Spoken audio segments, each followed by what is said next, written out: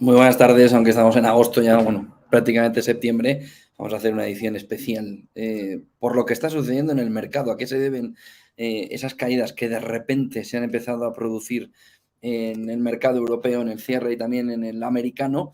Ojo, porque lo van a ver aquí en las palabras, lo vamos a ver enseguida, las palabras de Williams están siendo un poco terremoto en el mercado y hay que ver de qué manera han reaccionado, lo van a ver aquí enseguida en la pantalla, vamos a compartirla para que vean de qué manera se está comportando el mercado en los últimos minutos. Mira aquí el movimiento este bajista, esta vela que acaba de producirse en el mercado con un SP500 que ha llegado a estar bastante más abajo, ha llegado a estar un poquito más abajo que los 300, los 3.994, 93 incluso ha llegado a tomar en la parte bajista, se está produciendo después de que el IBEX, lo van a ver aquí, como referencia a plaza europea, haya tenido una recuperación en el cierre, pero el movimiento bajista lo ven aquí muy parecido también en la jornada.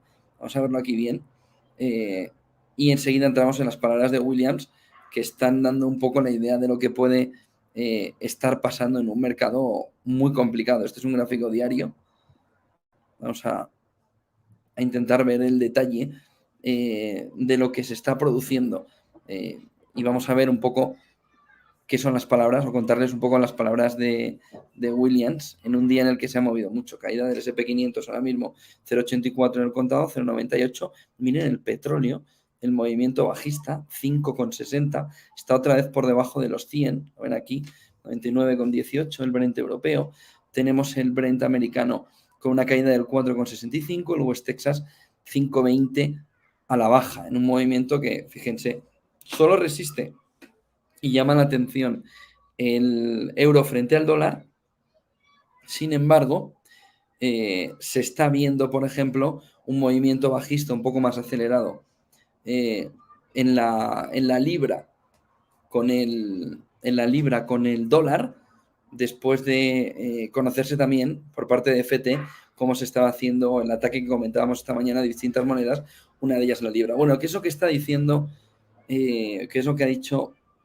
Que está diciendo en estos momentos Williams, que ha provocado un poco el movimiento bajista fuerte.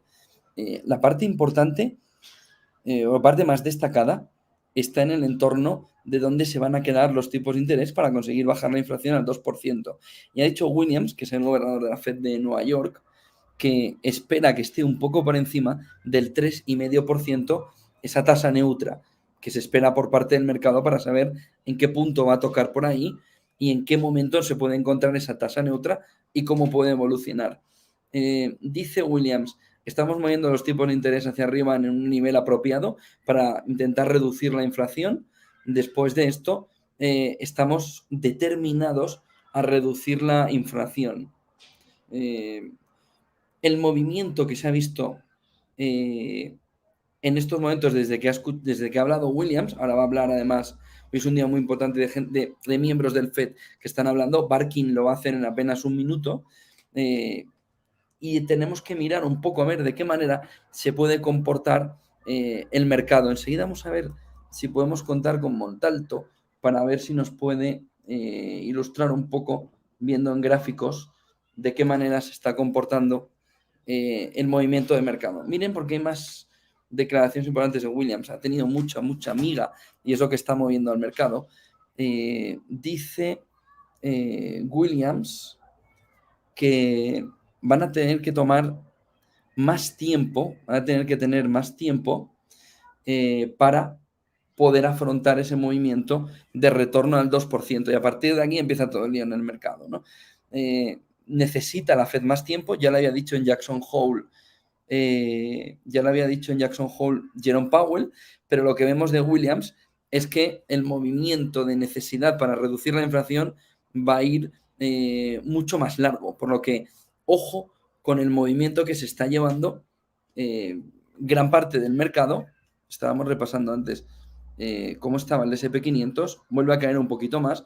Europa ya ha conseguido salvar los muebles en la jornada de hoy. Ojo con lo que puede venir en Europa mañana. Y fíjense porque el movimiento aquí, es importante para intentar entender de qué manera se está...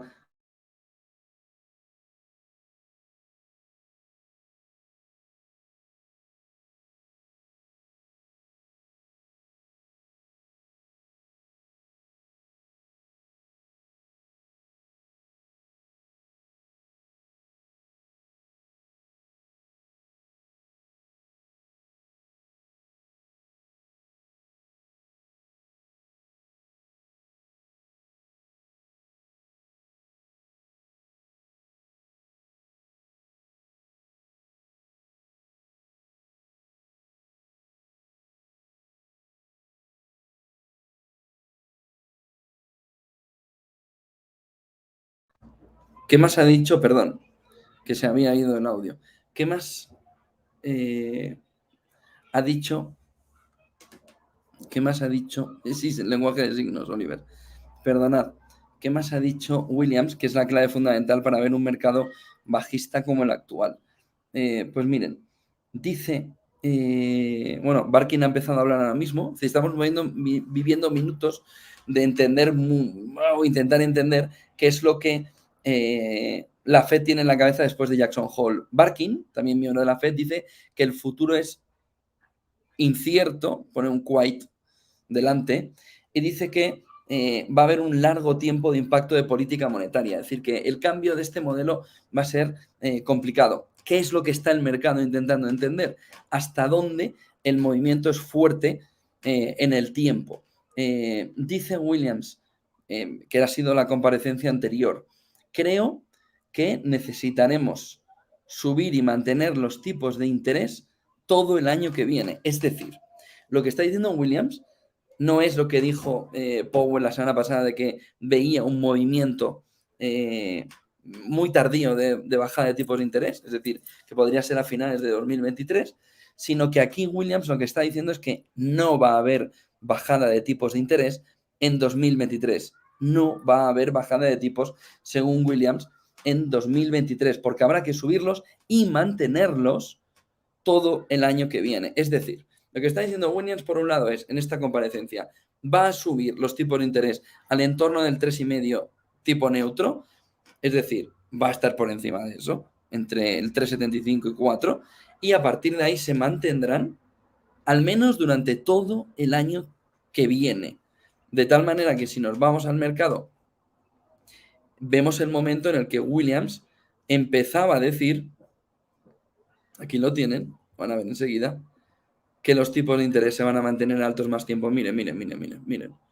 Miren qué movimiento bajista se ha vivido, qué movimiento de caída desde que Williams, gobernador de la Fed de Nueva York, decía que se olviden quienes creen que los tipos de interés se van a mantener en el corto plazo, pero en el medio plazo van a empezar a disminuir.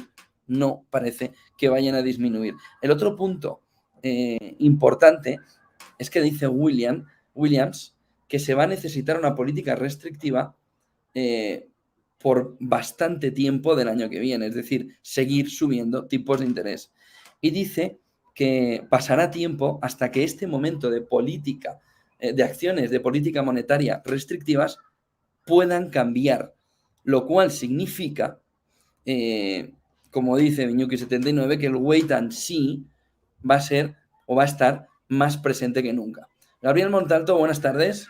¿Qué tal? Muy buenas tardes, José. Muy buenas tardes a la audiencia. Estábamos haciendo una edición especial, decía Montalto y se podía conectar a pesar de que estos días son días todavía de agosto, por la profundidad de las palabras que estamos escuchando, ¿no?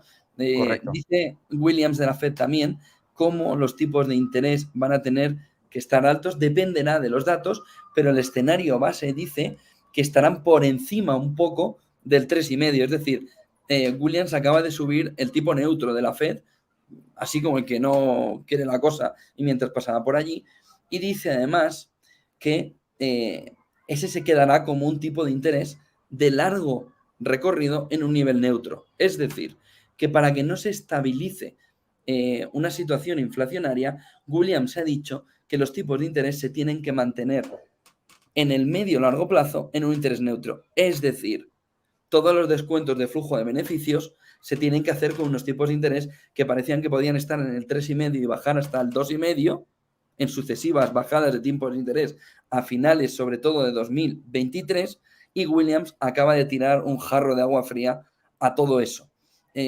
Barkin acaba de empezar a hablar ahora mismo, dice que los tipos de interés deben moverse a terreno positivo para poderse poner por delante de la curva, y que está muy concentrado en ver los tipos de interés en territorio negativo. Montalto, esto que no parecería en un primer lugar, en un primer momento, muy diferente a lo que dijo Jerome Powell en Jackson Hole, ¿por qué está haciendo que el mercado le vuelva a coger esa fiebre bajista? Bueno, rápidamente.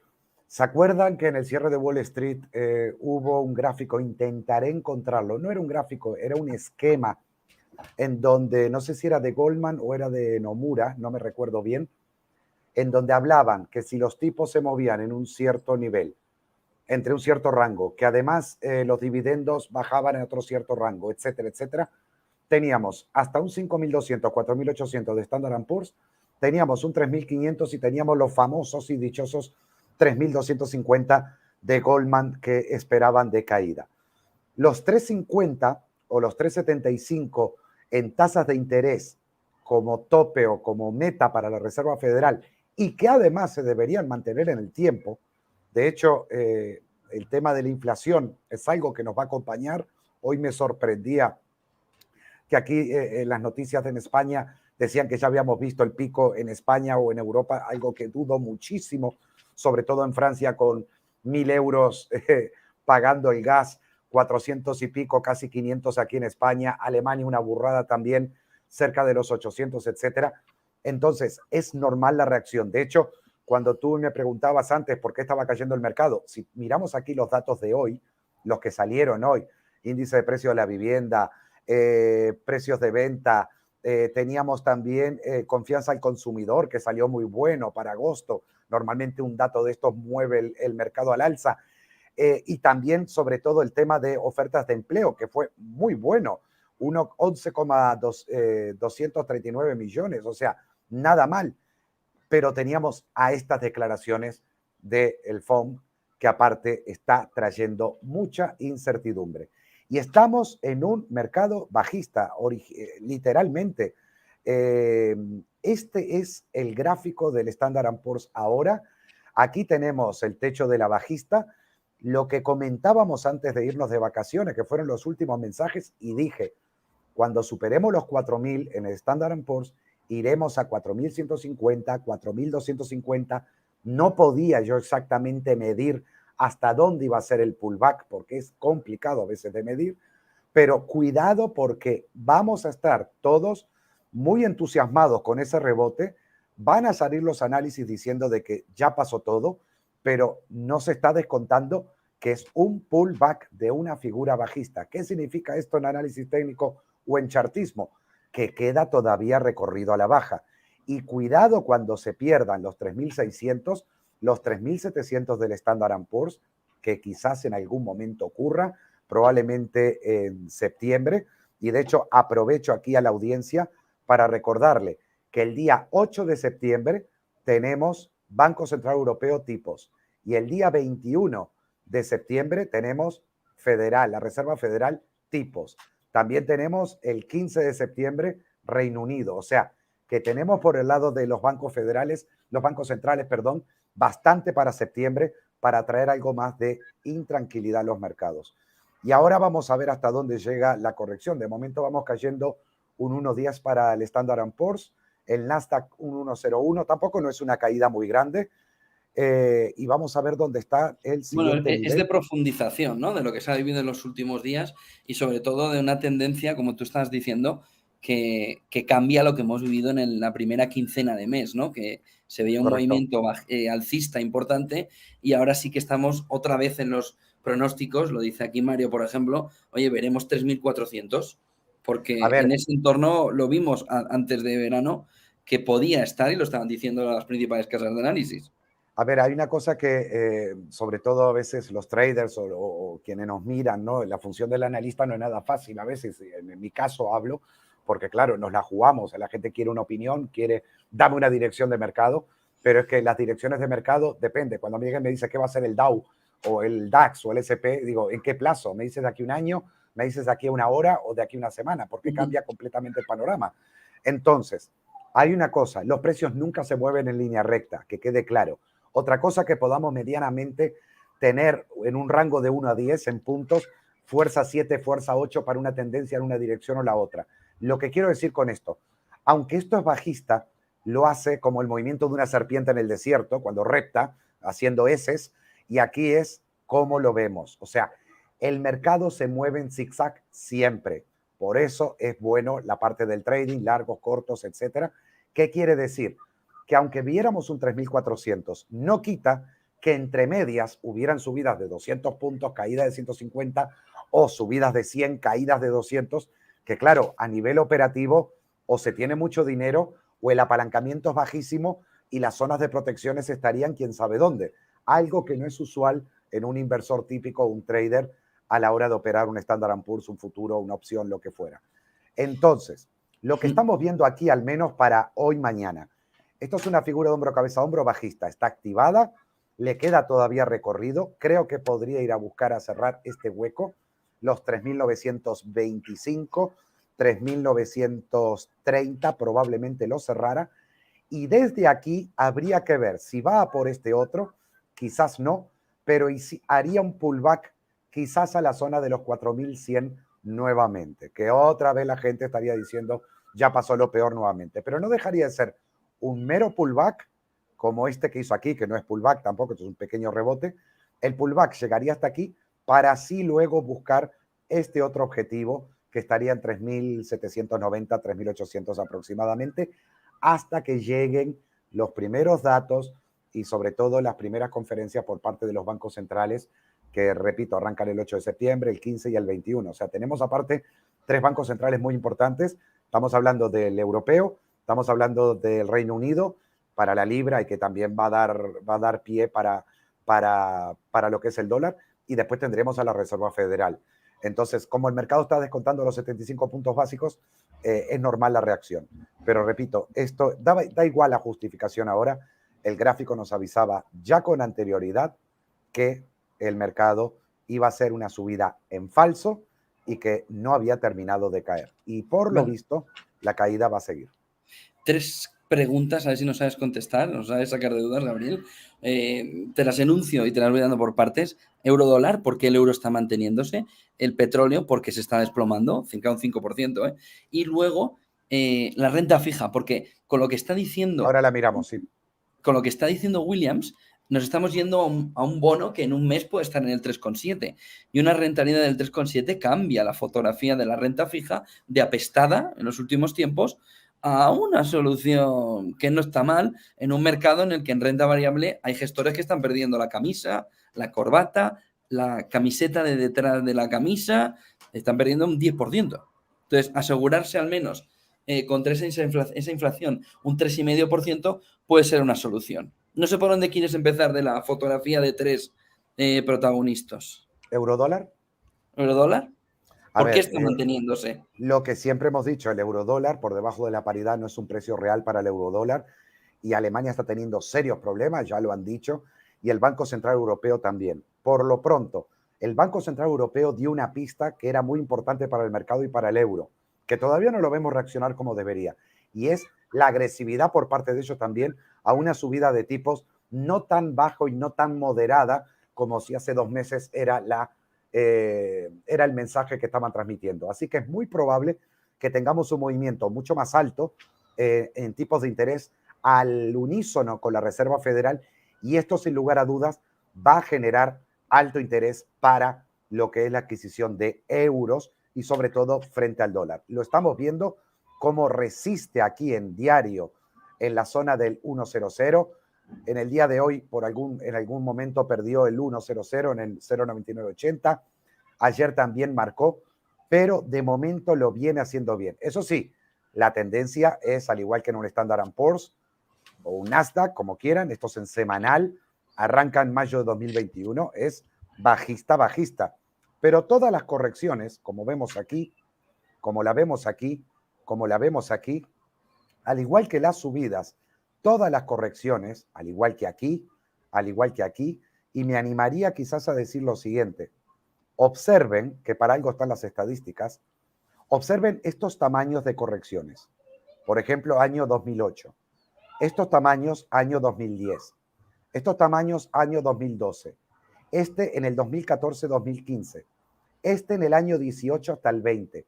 Y este que arranca en el 21 hasta el 22. Casi todos tienen casi un mismo tamaño en la caída y sobre todo la forma en que cae. Cuando el euro cae, desploma, casi literalmente, aunque lo haga a lo largo de meses. ¿Por qué es bueno saber esto? Porque casi inmediatamente después vino un movimiento de corrección de esa caída al alza. Así, aquí un poco más, luego volvió a bajar, pero lo recuperó nuevamente a lo largo de 2021 hasta febrero también. Y es muy probable que ahora veamos este mismo movimiento, quizás hasta un 1.10, un 1.12 a lo largo de 2023 en algún momento.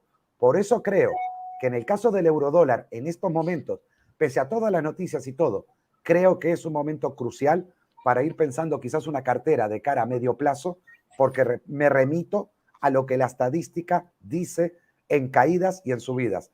El otro día me preguntaban en un streaming que estaba haciendo en mi canal de que si tenía datos de que si los viernes eran malos, los lunes eran buenos o algo.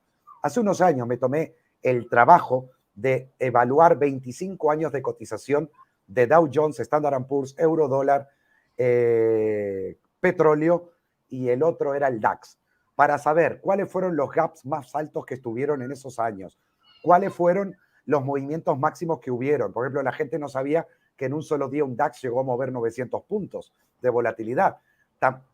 Quería saber si los lunes son alcistas en 25 años o los martes, si es el mediodía o después. ¿Para qué sirven estos datos? Porque te sirve para un patrón de comportamiento y descubrirías de que es casi 50% el movimiento. ¿Por qué digo esto? Porque esto es lo que estoy viendo ahora aquí. Este patrón existe, está así. Hablamos de año 2008, la crisis financiera, tuvimos el COVID-17, reventón también de las criptos. En 2020 tuvimos lo que fue aquí COVID. Aquí tuvimos también en 2014 otra crisis. Da igual la excusa, da igual los motivos, los patrones existen. Y ahora hay algo importante que me gustaría mostrar, que creo que lo tengo aquí, y es el índice del dólar, que parecería que estaría por hacer un pequeño techo. Bueno, este es en horario, pero en semanal se está acercando a un nivel que es el de los 110, que ya lo hemos pronosticado en su momento. De hecho, arranca en 2015 este canal, este que vemos aquí, y esta subida que vemos tan fuerte para el dólar será corregido tarde o temprano, y espero que sea en niveles cercanos de 110. Cuando digo 110 hablo de 109 con algo, 111, pero eso va a ser la señal definitiva para un eurodólar al alza.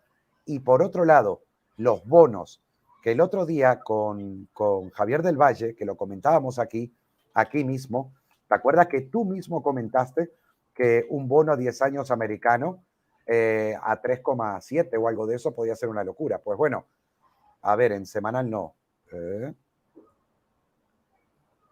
Ya de momento está en un 3.15, ahora cede un 3.11 aproximadamente, pero es que es muy probable que lo veamos en un 3.50 y mucho más, con un tipo de interés al alza por parte de la Reserva Federal y en torno a los 3.50, 3.75. Los bonos van a ser para los gestores de fondos una buena escapatoria o una buena escapada, sobre todo si cae después el dólar. Los bonos no pagan tanto interés cuando el dólar se mantiene muy alto.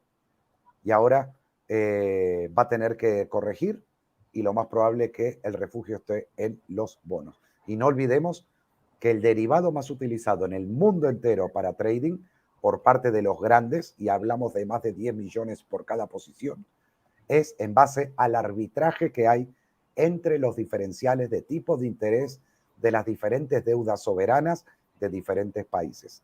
Algo que no sé si la audiencia sabía. Petróleo, 5% de caída.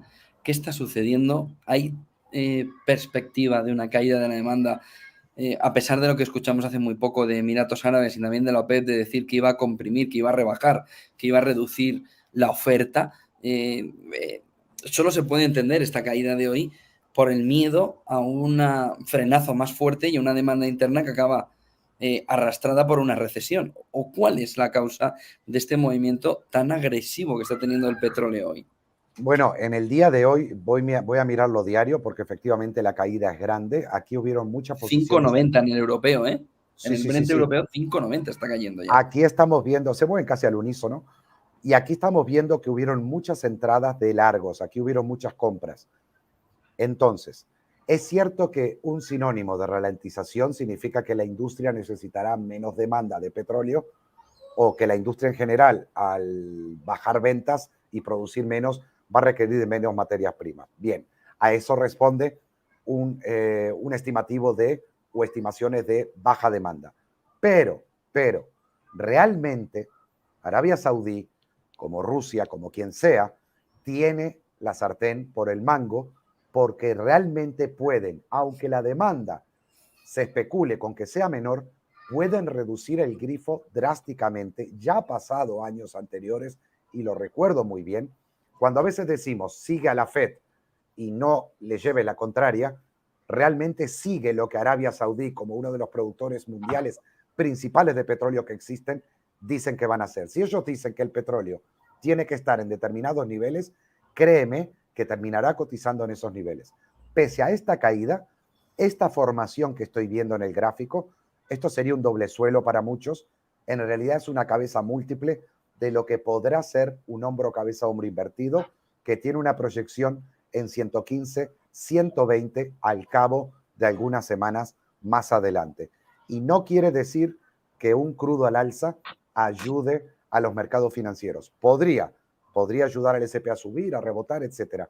Pero cuidado que aquí ahora, con la situación geopolítica de Rusia, etcétera, cada vez va a ser más complicado el acceso al petróleo. Y de momento es una reacción más que normal, creo que es barrida, sobre todo en el día de hoy, porque no hay ningún otro dato que hable a favor de que el precio cayera. Y entraron muchos largos aquí, lo sé porque estaba siguiendo las posiciones en futuros.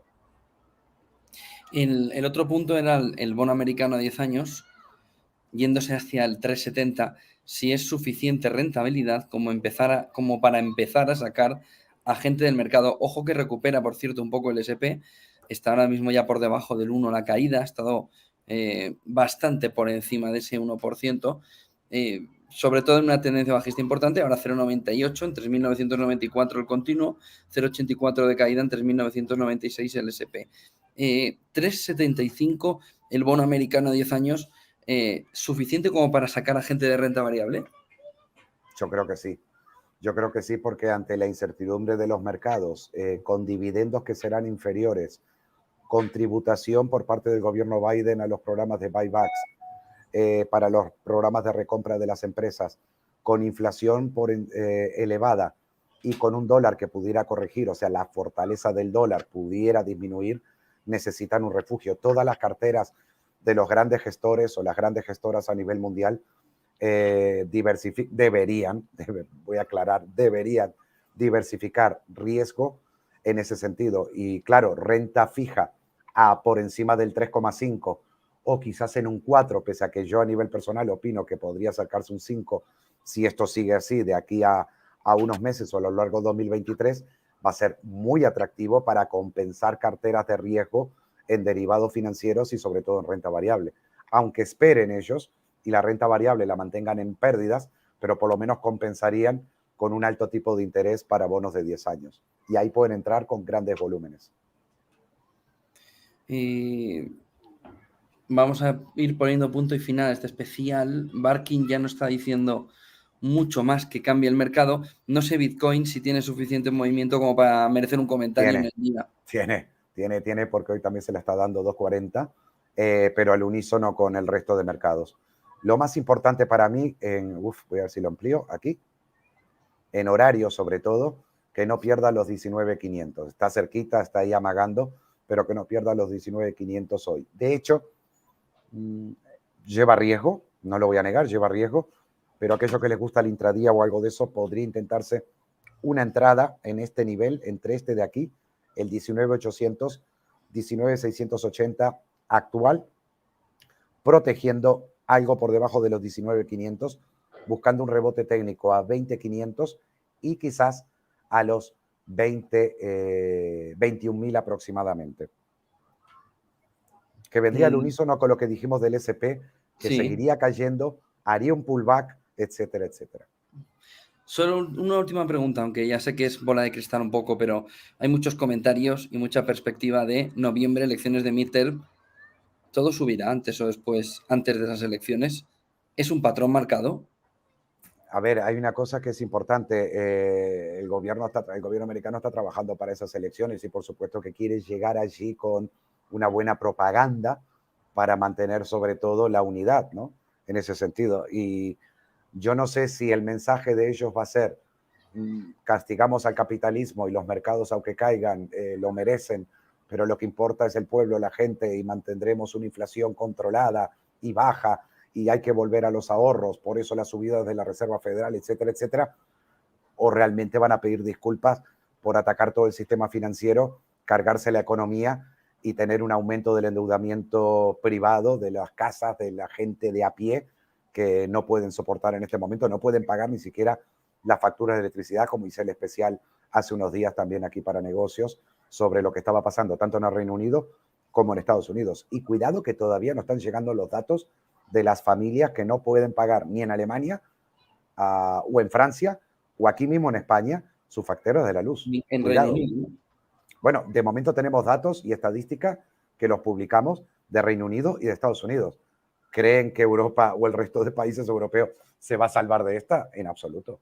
De hecho, los números del 10%, porque la inflación subió un 10%, es un dato alarmante, pero la gente que está en la calle, el que va al supermercado, yo mismo a veces que voy a hacer compras, solo un 10% tengo inflación en los costes de los productos que tengo en la calle. Nunca. Si todo está subiendo un 40 y un 50. La real. Otra cosa que, claro, poner un dato de esos como oficial es escandalosamente una locura, ¿no? Una última hora y te dejo, Gabriel. Nos preguntan una pregunta que yo creo que es clave de analizar. ¿Está habiendo compras brutales, como dice Mario en este mensaje de los bancos centrales, de oro para protegerse de una posible crisis de deuda? Ya sabemos de hace tiempo que no hay material físico. ¿Mantendrán con los derivados el precio bajo en el corto precisamente para abastecerse de oro los bancos centrales? Primero, la primera premisa, se están abasteciendo de oro a marchas forzadas y luego lo mantendrán bajo para seguir comprando.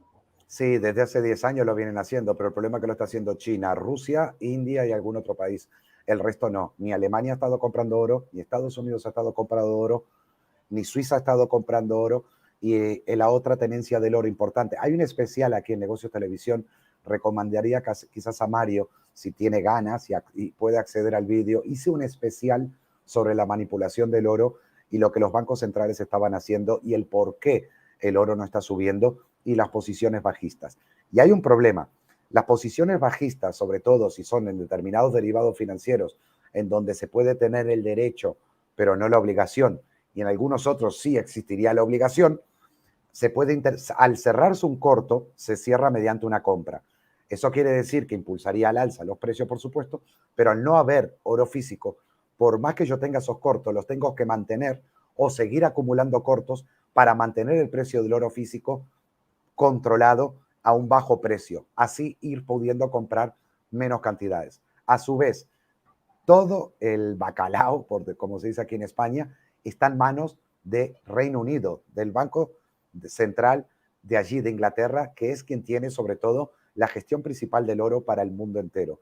Le recomiendo que vea ese vídeo porque creo que le va a ayudar mucho a entender lo que está pasando con el oro y que los bancos centrales, si se habla a nivel global, no están comprando oro porque no tienen forma de acceso. Solamente tengo constancia, y no de ahora, de hace muchos años, que eran Rusia, China e India los mayores compradores de momento. China, porque ya hace casi 7 años, si no me equivoco, anunció que crearía o que fortalecería su yuan solamente con un respaldo de oro y que transformaría su moneda como la única en el mundo respaldada por oro. Pues Gabriel, como siempre, muchas gracias por estar ahí para estos momentos, para estos especiales rápidos, para intentar explicarle a la audiencia qué es lo que sucede en estas sacudidas.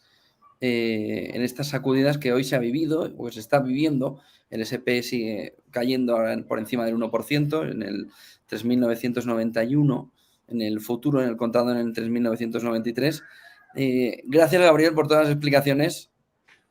Espero no haberles aburrido, me ha gustado mucho. Gracias por la invitación a ti, José, también por entrar ahora, porque creo que tocaba aparecer y comentar un poco lo que está sucediendo.